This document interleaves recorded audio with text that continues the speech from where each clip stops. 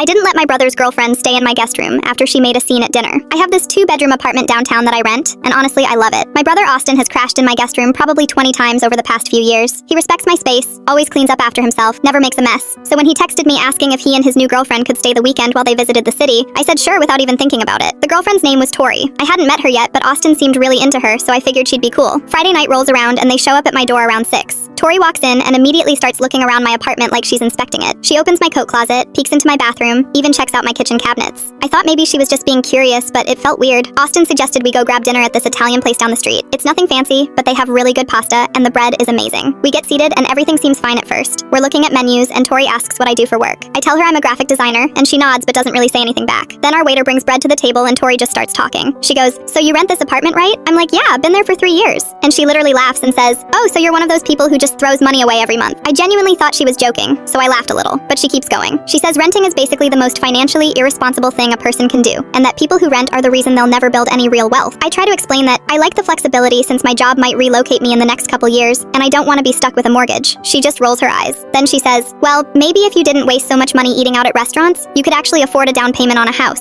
Austin's face goes completely red, and he tells her to drop it. But Tori won't stop. She starts going off about how people like me are part of the reason the economy is messed up, because we don't prioritize homeownership, and we just live these irresponsible lifestyles. At this point, I'm done being polite. I tell her straight up that she's being rude and condescending, and that my financial choices are none of her business. She looks shocked like she can't believe I'm calling her out. The waiter brings our food, and we eat in complete silence. Austin tries to make small talk, but it's so awkward that he gives up after like 2 minutes. We finish eating and head back to my apartment. As soon as we walk in, I pull Austin aside into my bedroom and tell him I don't feel comfortable having Tori stay in my home anymore. He tries to